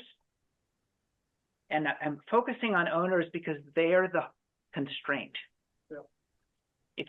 I have to sell this to owners, and it's really tough. I have talked to owners in the last couple of months. So I said, we've got this incentive program. Total cost for your install will be 0. And they go, why don't you come back and talk to me next year sometime? Not that interested. Is that with EV yet or not with EV yet? That is including buildings where there are already existing tenants with EVs. And in one case where there's an existing tenant who has to constantly be reminded that running an extension cord out of their window is an unacceptable safety practice. Still didn't want to have it installed. You need to get like a free iPad for building. It's apparently going to take more than free. I need to do something that they want. Yeah. Anyway, what do they want? No vendor relationship to manage. You don't have to deal with ChargePoint. No monthly fees. ChargePoint is going to charge you somewhere between $10 and $40 per port per month, whether it's used or not. No parking losses, we talked about. No tenant disagreements over access to the charger. That I can sell, but they don't have those disagreements yet, so it's not yet a problem a pain point that they have now. In my area, it's all rent control. Lower upfront cost. Renters, it's got all the advantages. Next slide. Downsides of direct to meter for renters? I can't think of one. No. Maybe you can. But for owners, it's a bit more upfront engineering and planning work, and you have to install equipment at each meter. So it's a little more infrastructure for the first one. David, you're going to leave the meeting. If somebody is on the Zoom who is not muted, He's standing in the back of the room. He's doing it. Okay, great. So potentially more wiring runs. There is a bit more upfront cost for your first charger, but it begins to amortize out the more you put in. And I don't know if you don't live in an apartment, so you don't know, but owners have been outsourcing things like laundry to third-party service providers. So Wash will come in and install a washer and dryer and then bill the tenants directly. So tenants are having to juggle like 4 and 5 apps to just get into their house and do their day-to-day. And then Wash takes care of maintenance. And with the direct-to-meter approach, the owner owns everything. So they'll also be responsible for maintenance. But I thought you said in the previous slide that one of the top hesitancies or resistances that owners had was that they didn't want a vendor relationship like Wash.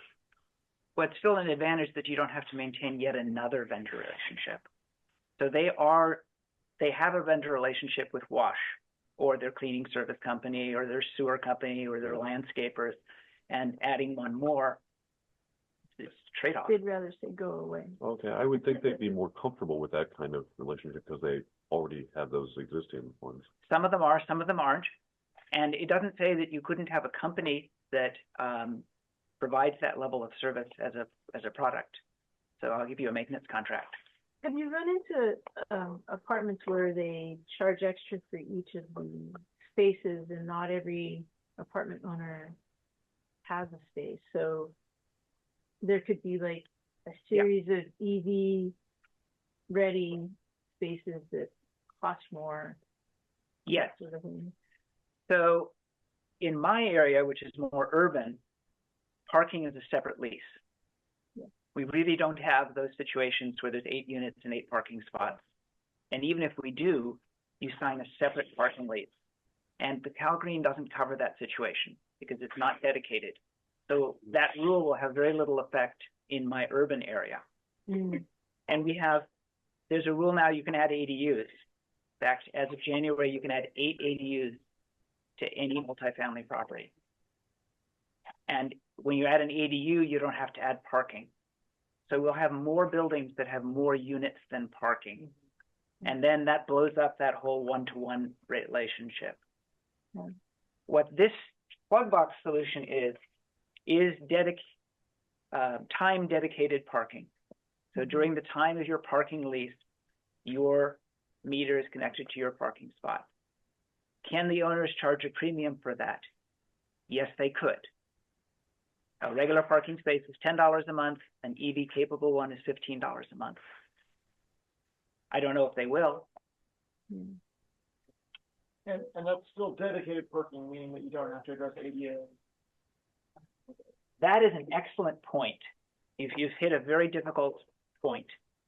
The Americans with Disabilities Act and the Access Board have a rule that when you have shared EV charging, it has to be equally accessible to people with a disability.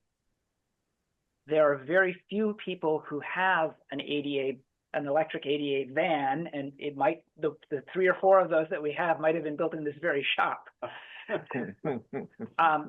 That you do not require that if it's dedicated. This muddies that line. And I've received rulings both ways from local jurisdictions on whether it applies. And frankly, it muddies the line. Because what if Unit 4 needs an accommodation? Then again, that rule is unworkable. If I have an 8-unit apartment building over parking with 8 units, 8 spots, there is no way I can turn one of them into 2 of them into a van. And there's no way I can remove that parking. Tough issue, but not directly related to the plug box approach. The plug box approach might help. Okay, moving on. Why am I doing this? One of them is a green reason.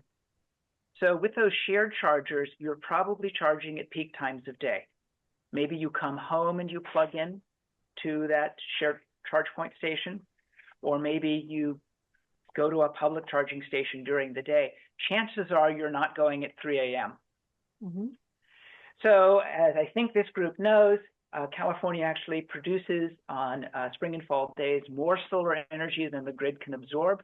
This is why your electric rates go up starting at 3 or 4 p.m. when the sun starts to go down and demand starts to go up. But if we can get more cars plugged into their own dedicated charger, be it fast or slow, we can charge those cars at the right time of day. It gives the tenant access to the power to choose what the best time is, or they join the CCA's incentive program, and a computer decides when the vehicle will charge. It's all good, but it requires that the vehicle be plugged in during more of the day. That means workplace charging and home charging. Next slide. Oh, yeah, direct-to-meter enabled vehicle to grid. I thought I had a duck curve slide to show you the duck curve, but you had a presentation on vehicle to grid. This enables vehicle to grid in a way that you can't with true shared chargers, and you can't if you're dependent on public fast charging. The vehicle to grid. Because this goes to your meter, basically. So You're feeding your own. You feed your own meter. This plug box is an AC plug box. The concept can also work with the DC vehicle to grid. And we've got vehicle V to X, right? All sorts of combinations of this. But the time of day use, this absolutely completely enables right off the shelf. And we'll see whether vehicle to grid ends up being DC only or if there's also an AC option in the future. That's funny. I signed up for one of those and I haven't seen a thing about it yet. This has been vaporware for a very long time. But without going direct to your tenant meter, vehicle to grid becomes very much more complicated. Yeah. And maybe someone will come up with a software way to do it. Maybe. We'll see. Yeah, it was pretty clear that PG&E was very focused on the vehicle to grid solution versus the solution that I think most of us want, which is vehicle to home. Right. They were focused on this end game, perfect world environment. And literally, as Sonia said earlier, they literally have 2 Ford Lightnings in the system right now. They're part of that vehicle to grid. And during Innovation Day, they focused on it as well. Because they want to balance the distribution grid. And the only solution they have in front of them is vehicle to grid. I think and they're drastically underfunded. I mean, in that whole scenario. If we can get a few million of the EVs plugged in when they're parked, and then let the grid decide when there's available power, then we're taking a chunk out of the problem, even if we're not doing everything that the IOUs want. IOUs is short for investor-owned utilities. That would be PG&E and San Diego Gas and Electric.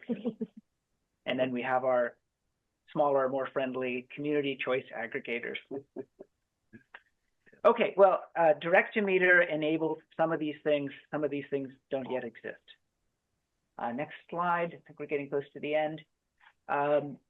You should know that if you're speaking to a multifamily owner who's concerned about cost, right now there's an incentive program for installing level 2 chargers at apartments that offers a 100% match. You have to get your building permit in by mid-January, called Communities in Charge. And no public access is required. You don't have to let the public on to charge. It can be just for your residents. This is a new round of that funding? This is wave 3 of the Communities in Charge. I don't know if it will ever be a wave 4. Let's see. Is this the state of California? It's the state of California program, available anywhere within the state. I have an electrician, EFI Electric, who's out of Sonoma, who is all ready to go on this box. So literally, if you've got an apartment owner who wants to do it, we could get a permit in and get them this box and the free charging. They've done a major installation already and are very sophisticated. Yeah, so that's EFI Electric. He lives in Sonoma. Next up. Oh yes, this is more like talking to owners who will say, well, we don't have any EVs. Our tenants aren't driving EVs. Well, you know, And there's used EV incentive programs. There's vehicles coming off lease. Tesla dumps a tremendous number of cars into the used market. This is coming, whether the owners believe that it's coming or not. Mm-hmm. So how proactive do you want to be? And they want to be reactive. Yeah, I don't know where it is yet, but PG&E also advertised that they're putting up a site using AI. So people can go and say, I want to get an EV. This is me. This is what I look like. This is where you can get money. Is what, because PG&E wants to have more EV drivers. Yeah, they have a tool right now. They do already. Read Bryce's slide. Yeah, so there is money. If your owner is saying no one has an EV and they're never going to because EVs are too expensive, well, no, that's not the reason. The reason is you've got too much else to do. Mm-hmm. Next up, I'm at the end here. Contact for more information, reach out to myself. Happy to set people up with boxes. I have a couple of questions because I still don't quite understand what the solutions are, the problems that the box solves. Sure. So my friend has a condo in its 6 units, and it has a separate meter for the common area. Yes. And so I was telling her about like Wi-Fi enabled app kind of situations where you can tally up in a friendly way a very small community's use of the common area space and kind of figure it out through accounting or something like that. Now, would a junction box like this make it simpler to pull from each of the individual meters, or in a condo association situation, would you just like wire to those NEMA 20s or something like that directly? You basically have two choices. You can draw from the common meter and then introduce a billing system. Mm-hmm. And it might involve an app and an RFID card or a code or a logbook. I have a HOA that it's a Google Doc, and after they charge, they go in and update it. But they're very cooperative there. Right. And you will tend in those situations, because of the cost of those, to have a small number of them. Right. And my vision here is a cheap, dumb charger for every parking spot. And I mean dumb charger. So we're talking a $150 cost charger rather than a $400,000 or $500,000 charger. The very minimum of those smart tabulating chargers in a commercial context are going to be over $1,000, just hardware cost. And you're going to be paying a cloud service provider somewhere on the nation of $12, $15, $20 a month per unit, whether it's not used. And that may be a bargain for certain situations. Mm-hmm. So, I love the dumb chargers, and we talk about all the time. We have 25 dumb chargers that are headquarters at each parking spot. Yeah. Padlock, I mean. Yeah. Well, that's not my favorite part, but, can you talk a little bit about like sharing circuits or just adding capacity? Because I think, sometimes we see, hey, you could get 2 or more chargers on a single circuit, and that can reduce the need to expand the circuits at the site, which is also expensive.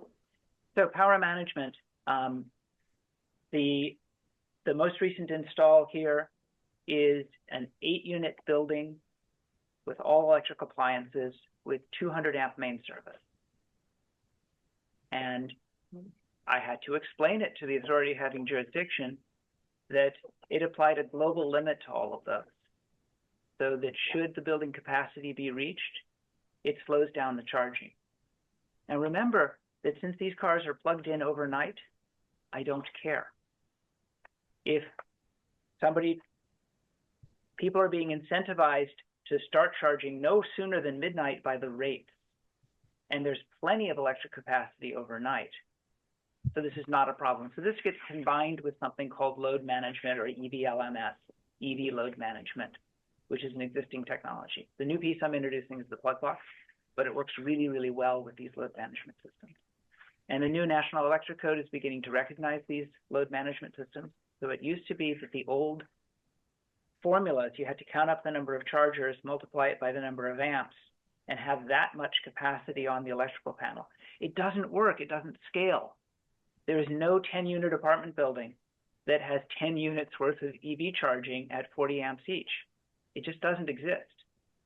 So we need to take advantage of time diversity And then I don't have to upgrade the electrical at all. A lot of these grants went out and installed new electrical service for multifamily buildings for EV charging. Okay, but that was because you had a couple of fast chargers.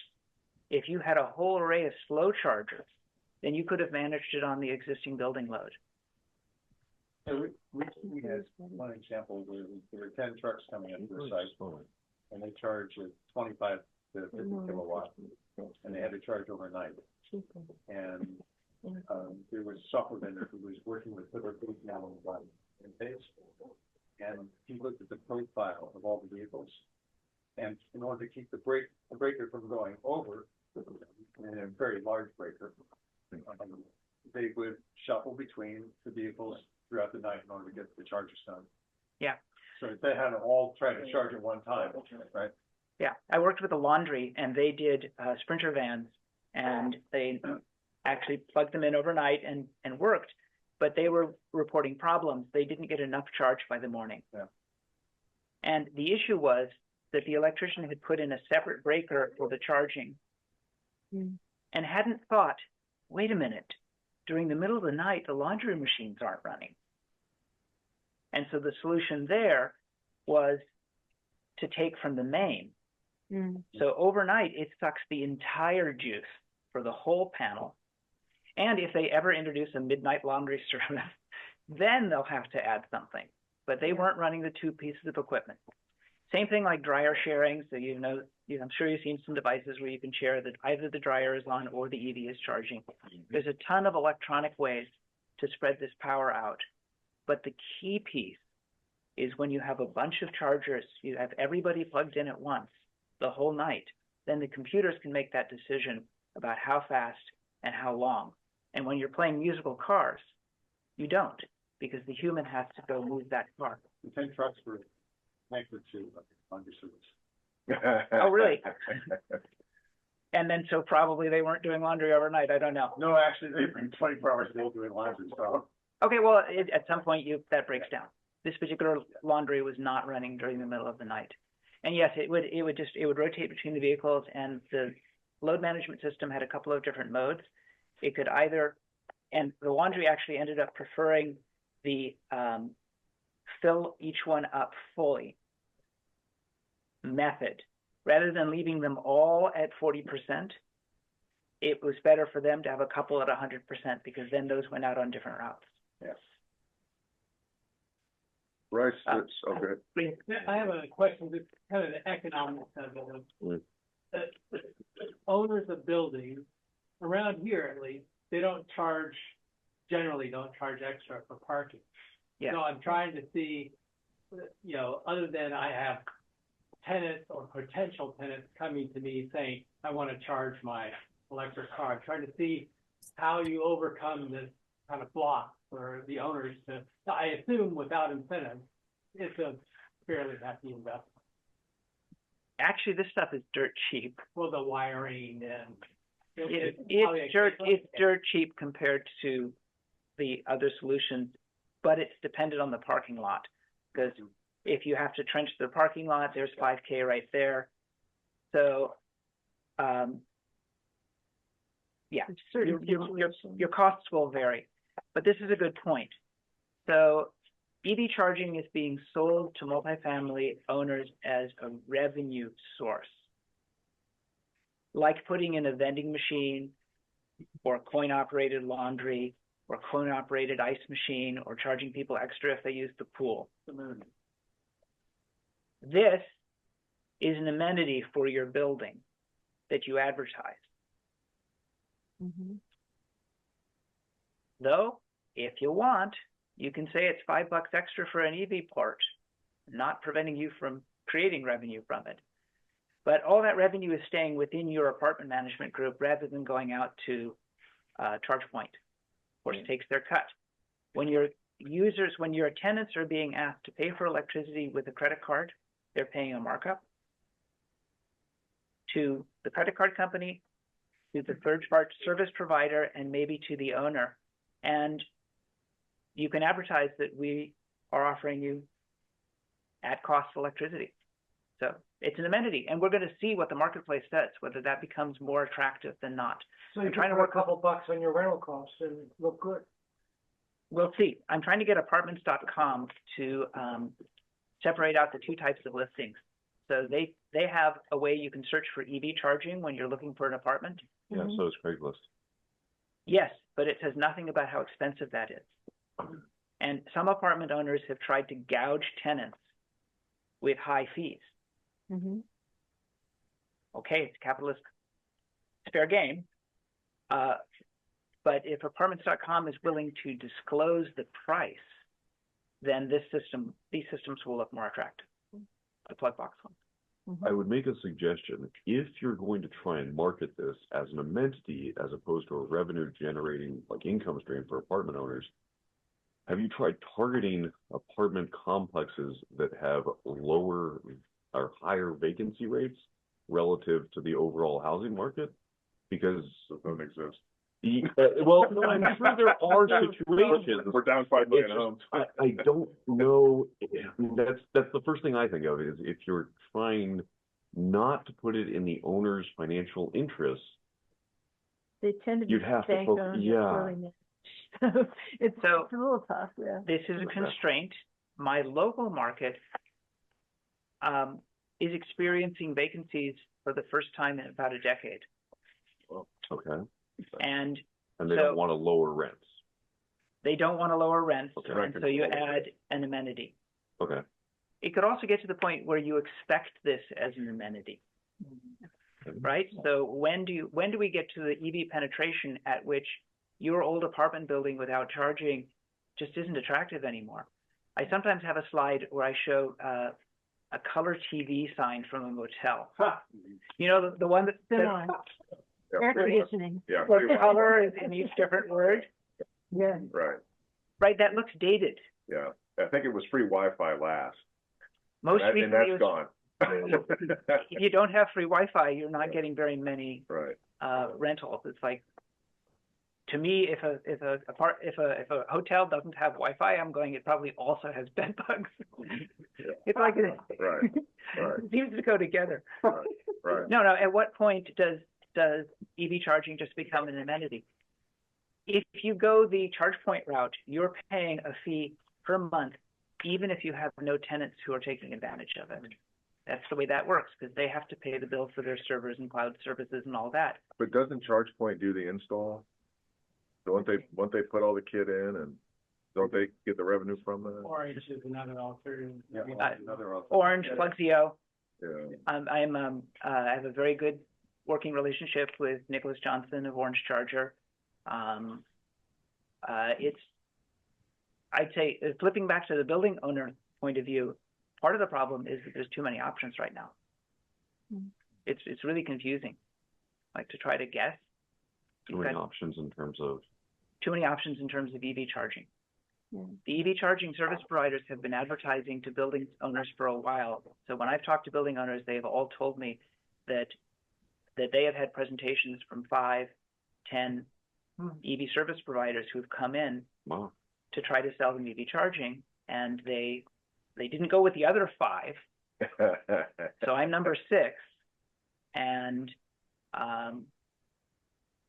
maybe we'll find one. Simplest, cheapest, and most direct. But mine's the simplest, cheapest, and most direct, and has no monthly fees, and preserves their parking. Yeah. So. But the apartment owners have to do more work with this solution. Is that the apartment owner doesn't have to do more work if they pay my company and electricians to do it. Okay. That's not a difference. So, I mean, short term, what I'm doing is I'm saying, hey, we've got this community in charge grant. You sign on the dotted line and fill out this paperwork, and we'll install it for you for free. Wow. So, no, it's not more complicated from them. They only have to install it, understand it enough to sign on the dotted line. But they're also a fairly conservative group. They're investors mostly, or product managers. They don't want to go down a dead-end route. Yeah. Is there a charger that has the tech specs that are more friendly to your setup than others? Chargers on the market that are superior to compatibility here in any way? Yeah. So the charger market and the grant programs have a number of restrictions. And there's something called Open Charge Point Protocol that's supposed to make chargers interoperable. There are charger vendors that more or less want to lock you into their ecosystem so that they can get their fee. Because these are venture capital-backed, profit-making companies. They are only going to make their money if they can have a revenue stream. Right. And this is a pure hardware play where somebody pays for the equipment up front and after which there's no revenue. So it's a very different business model. Yeah. And we'll see. I see it's got some big advantages for everybody but the person who is collecting that revenue.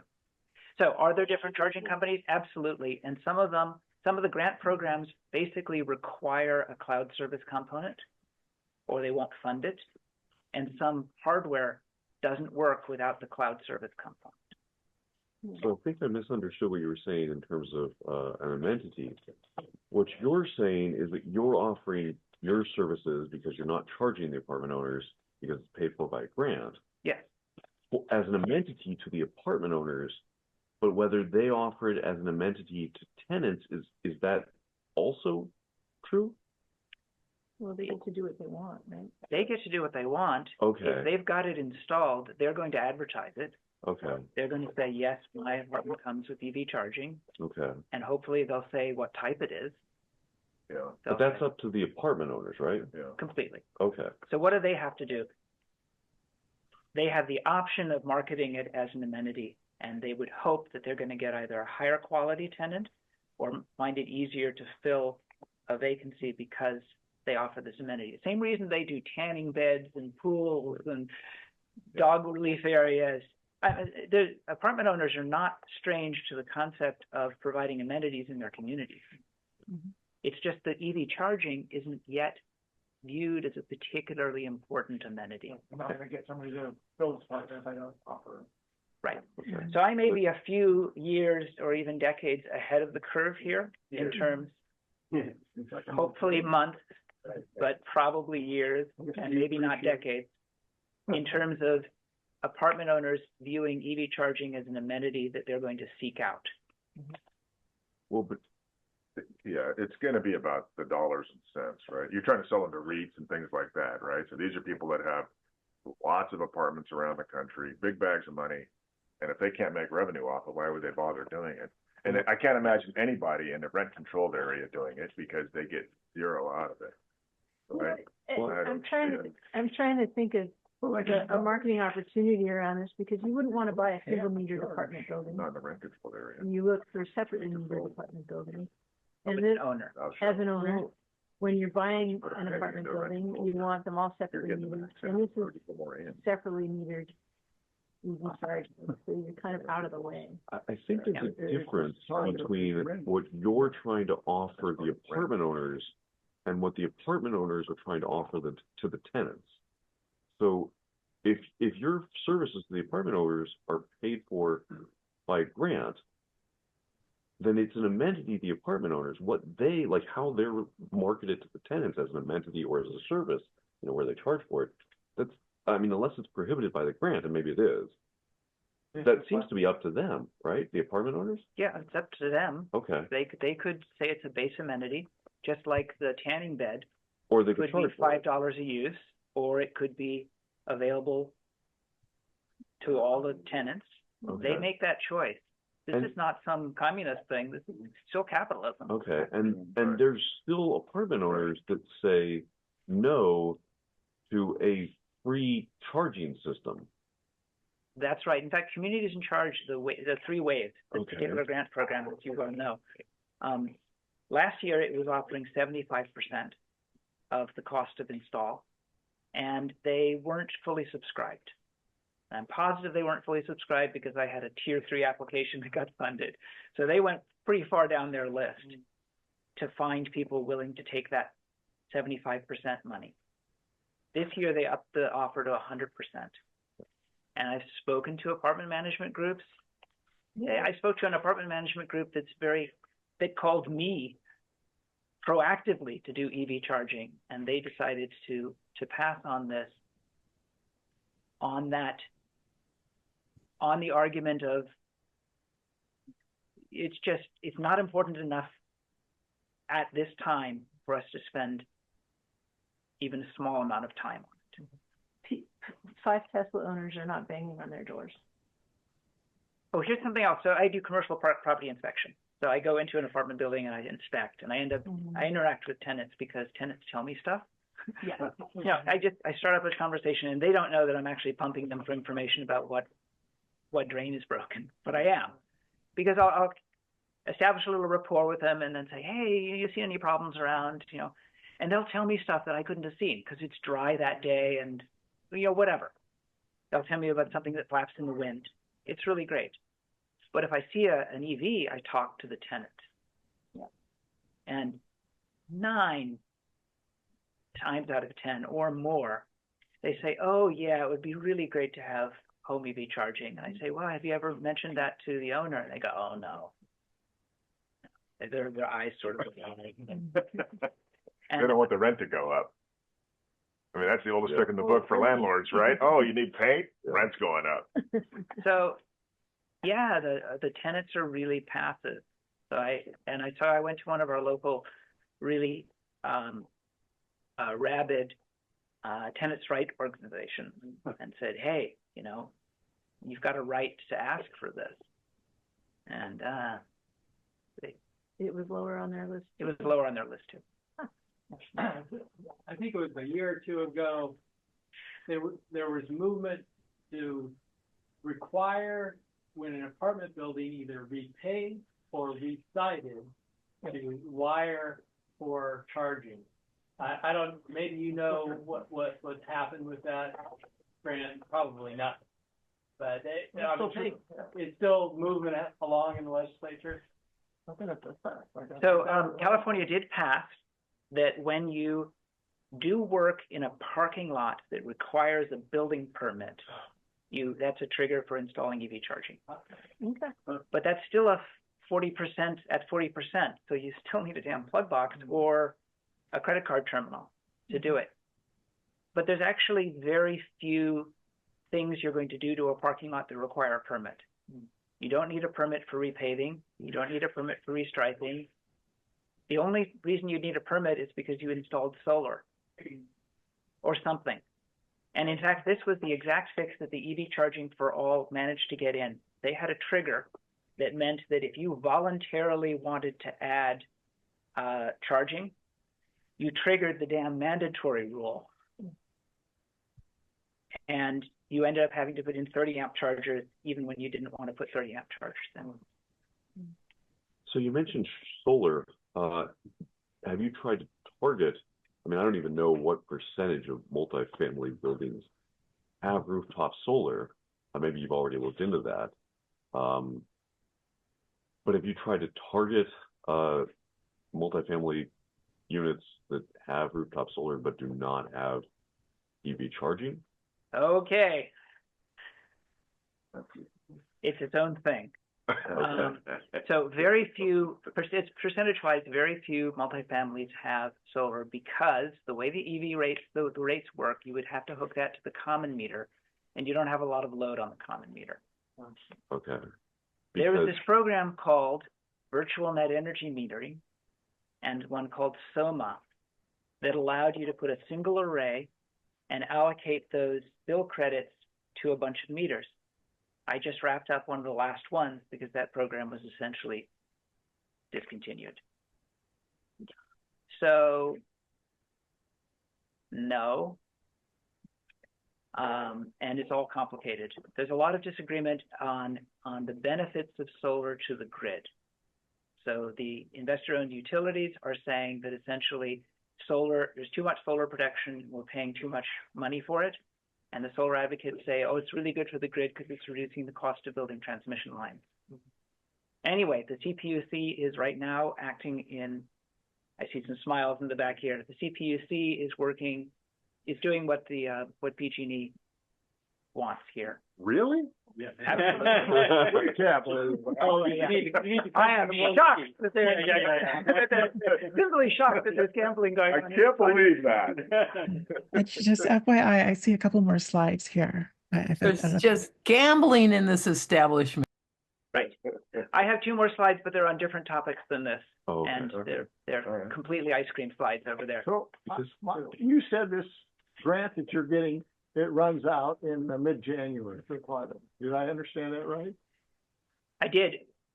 I do not want to depend on grants. Grants will chew you up and spit you out. But then you can't offer it free.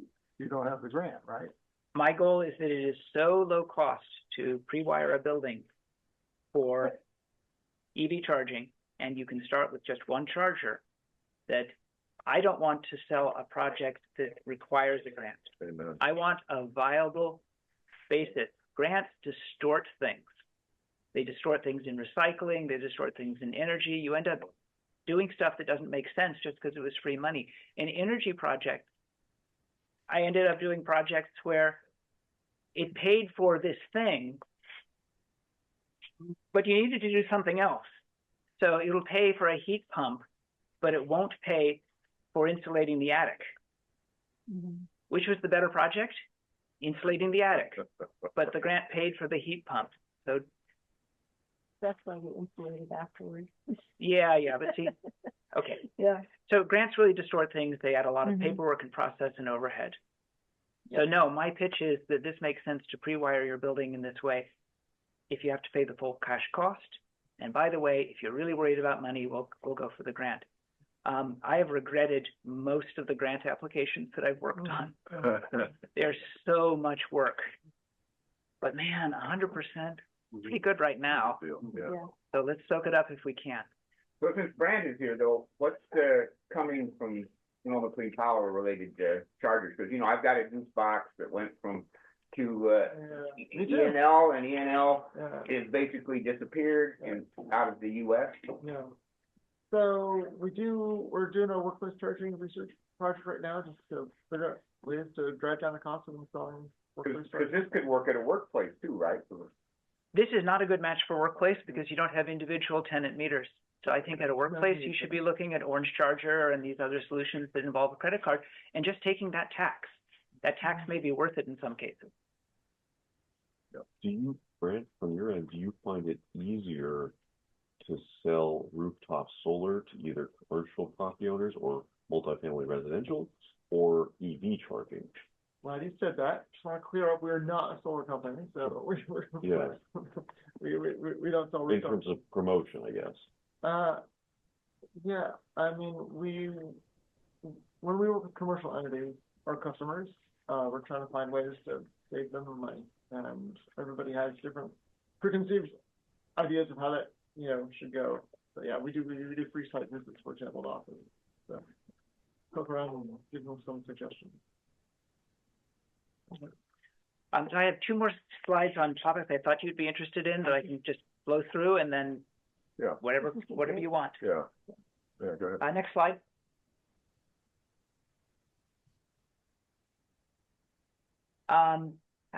Raise your hand if you installed your own EV charger on Zoom too. I'm not gonna raise my hand anymore. Draft 2 of the 2026 National Electric Code. Permanently installed EV power transfer system equipment shall be installed by qualified persons, and that includes an outlet. What is a qualified person? Qualified person is a person who has skills and knowledge related to construction and operation of the equipment and has received safety training. That would be me, even though I'm not, I mean, I think a lot of us would have that, right? Maybe. Maybe, okay. I'm just curious, they don't say any kind of. It's not a licensed electrician. It's a person who has the knowledge. I think that a lot of building departments will be a lot more hesitant to give out a DIY permit. So I don't think this is the end of DIY installs. Yeah. I think this is the end of permits for DIY. Yeah. So I want to alert you to this. That's my entire agenda. Right. Next slide, last slide, I think. Oh yeah, if you're not on to bring your own cable charging. So cable clutter is an issue. Where I go skiing, it's it's a pain when your cable gets chewed up by the snowplow. Yeah. So the Menenkes Type 2, which is used in Europe, is starting to have its day in the sun. where it's a detachable cord that you actually. Fine, we like it. Yeah. We like it. Yeah. We've been talking about it for a long time. Makes Well, it great. even cheaper. Yeah, and I think it's a good match with the apartment stuff, because anything in the common area of an apartment is subject to Yeah. disrespect. Yeah, it's kind of funny. My cousins in Europe, when they buy a car, they end up with the portable cable like we get, but then they also end up with the cable so you can go to a public spot and plug into the charger that will not have a cable on it. But this only supports level 2, right? I mean, there's no liquid cooling on these for level 3. This is a level 2 thing, so it's good for that workplace charging, and it's overnight high dwell time. And even in Europe, when you go to a fast charging station, you get a liquid cooled cable. Yeah. Hopefully we will all be on NACS soon enough. I'm sure you've talked about that. Yeah, Yeah. for sure. And for those of you with new 2024 cars, you have the locking, it locks the cable in. Yeah. That's It's all an you option. need. It's an option. I have mine set so it's only locking while charging. Otherwise, it's not locked. Yeah. Oh, is that a setup? Yeah. Oh, only locking when charging. Only locking yeah, when charging. You can lock it so once it's in, it's locked until you unlock the car. Because I was surprised because the other car doesn't lock when charging. Yeah. Right? Yeah. No, this one locks while when charging. We Yeah. had to explain. Or you have can to unlock the car. Or you can leave it locked. Once it's in, it's locked. You could do it like okay. that too. And I locked it, did it while locked while charging. I think that's kind, because theoretically somebody in a public situation could take that head and. Exactly. And I wouldn't worry about them. I'd worry about my car. Oh, yeah. Okay. Idiots deserve results. I did note that the in-person people were hogging the questions. If there's Yeah. anybody on Zoom that wants to ask a question, make sure to, I'm not seeing you very well. No hands. Yeah, I think we're good. Okay, well then, there's stuff to play with. I see one hand there, but come look at this fun outlet. And, I noticed that David had asked earlier if this outlet was at all labeled, and I think we covered that it's only by shape that you would jam you could label it. You could label it. Yeah. In fact, if I were just writing the Cal Green standards, I would have created a standard label that went with this. That or color coding. The other plugs have necessarily labels on them. All of them have a configuration that says, if I have these pins in this slot like this, it means this number of amps. Yeah, so there is a Put a problem. little arrow to it. The CARB standards for the travel charger that will come with your 2026 car don't match this. Yes, they don't match that. And when I pointed this out to CARB and HCD, the two agencies, they each blamed the other. HCD says, we told CARB, and CARB says, we told HCD. And they didn't take the next step. Maybe I'll talk to you about how to take a next step there, but they have not gotten back together to make sure. So what will happen is that you'll come in your 2026 model year car to your 2026 constructed apartment and not be able to plug in. And CARB's answer is you should go on Amazon and buy an adapter. Wrong, because that adapter was made in China and Not UL listed. not NRTL tested. Right. Bad idea. Anyway, come look at the. Bryce, thank you so much for our guest speakers. We'll give you a North Bay Electric Association hat, speaker's hat. So wear it proudly. Yeah. All right. Thank you for inviting me. All right. Unless there's any other questions, we're going to conclude the meeting here. Anybody I want to follow on the Zoom? Yeah. You have a card? All right. Thanks very much, guys. Thanks, everybody. Everyone. I think you're. I got mine.